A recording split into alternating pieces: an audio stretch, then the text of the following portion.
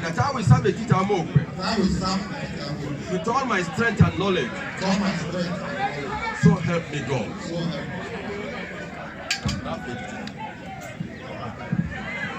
Ichie Obatona Dimma.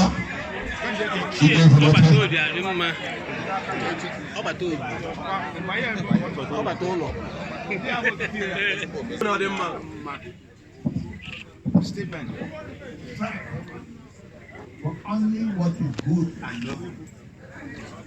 Strive for only what is good and noble. Almighty Father, thank you for strength and ability to live our life and keep the good.